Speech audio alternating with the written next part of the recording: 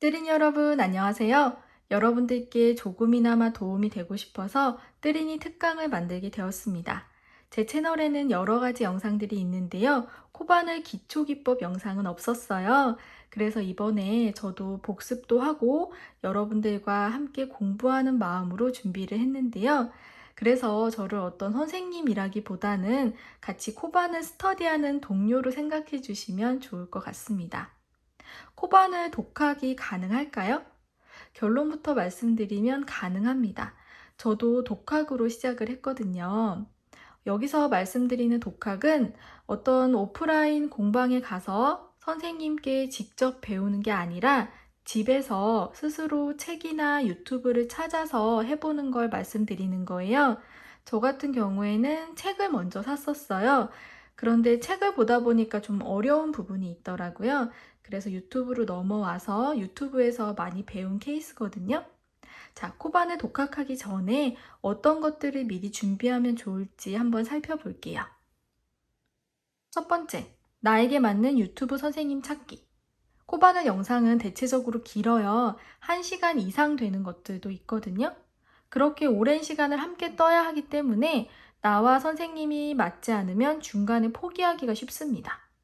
가르쳐 주시는 실력이 비슷비슷하다고 했을 때 첫 번째로는 목소리. 내가 이분의 목소리를 1시간 이상 들을 수 있을까? 이 점을 고려해 주세요.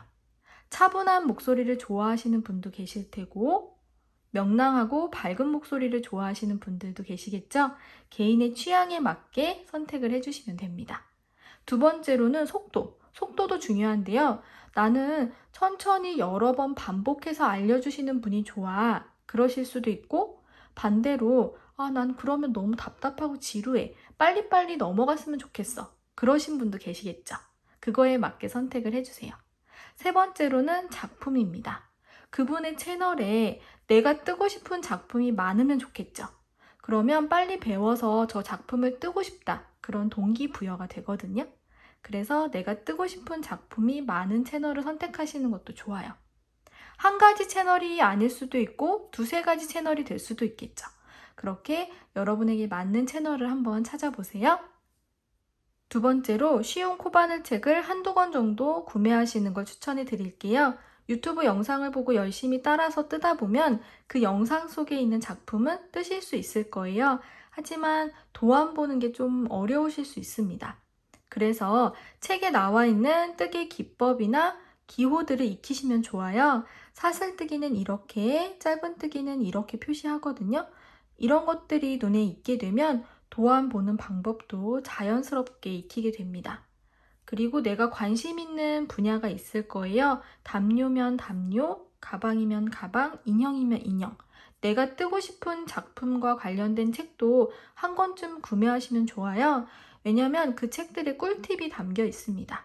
담요의 가장자리는 어떻게 하면 예쁜지, 인형 마무리는 어떻게 하면 좋은지, 가방의 끈은 어떻게 다양한 종류가 있는지 이런 꿀팁들이 담겨 있으니까요. 기초 기법이 나와 있는 책 하나, 내가 관심 있는 분야의 책 하나 이렇게 2권 정도는 구매하시면 좋을 것 같습니다. 마지막으로 준비물 알려드릴게요. 연습용 실이 필요합니다. 반짝이 실, 어두운 실, 갈라지는 실은 피해주세요. 수세미 뜨고 싶어서 코바늘 시작하시는 분들 많으시죠? 그런데 처음부터 반짝이는 수세미 실로 뜨시면 어렵습니다. 연습용 실로 충분히 연습을 하신 후에 반짝이 실로 뜨시는 걸 추천해 드릴게요. 요런 실이에요. 반짝이는 거 뜨린이에게는 어렵습니다. 그리고 어두운 색. 이런 어두운 색도 코가 잘 안 보여서 어렵고요. 이렇게 갈라지는 실이 있어요. 실이 꼬여있지 않고 가닥가닥 되어 있는 실인데 이런 실은 뜨다가 바늘이 이 사이로 이렇게 들어가는 경우가 있어요. 그래서 뜨린이 여러분들에게는 좀 어려울 수 있습니다.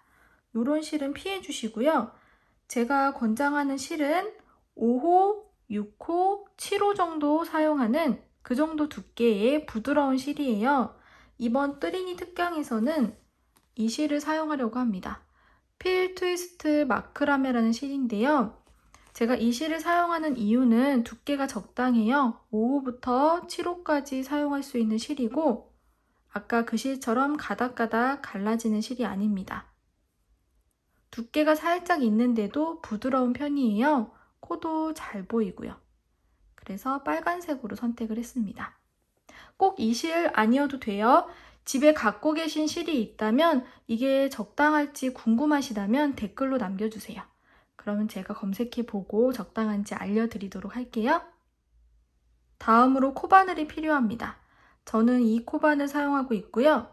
손잡이가 좀 통통한 게 아무래도 잡았을 때 편안합니다. 뜨리니 특강에서는 7호 코바늘 사용할 거예요. 5호, 6호, 7호 다 좋습니다. 갖고 계신 실이나 구매할 예정의 실에 맞게 바늘 구매해 주시면 돼요. 실 정보를 보시면 권장 바늘들이 나와 있거든요. 그거를 보시고 바늘을 선택하시면 됩니다. 다음으로 돗바늘이 필요한데요. 돗바늘은 코바늘 작품을 다 뜬 후에 마무리할 때 필요한 바늘입니다. 끝이 뭉툭한 게 특징이고요. 저는 세트로 되어 있는 걸 사용하고 있어요. 이렇게 여러 가지 크기의 돗바늘이 들어 있습니다. 다음은 단수링인데요. 이렇게 생겼습니다. 초보자분들은 뭔가 표시를 할 때 이런 링을 사용하시면 편리하실 거예요. 표시하고 잠그는 스타일도 있고 그냥 그 코에다가 이렇게 걸어주는 스타일. 저는 두 가지 다 사용하고 있습니다. 제가 사용하고 있는 코바늘 케이스 보여드릴게요. 2호부터 10호까지 있고요. 5호, 6호, 7호가 가장 많이 달았습니다. 사용을 많이 했다는 뜻이겠죠? 가위나 줄자 같은 경우에는 그냥 집에 있는 걸로 대체해서 사용하시고 나중에 실 많이 구매했을 때 사은품으로 주는 경우가 있어요. 그때를 노려보시면 좋을 것 같습니다. 연습용 실, 코바늘, 돗바늘, 단수링 정도 준비를 해주세요.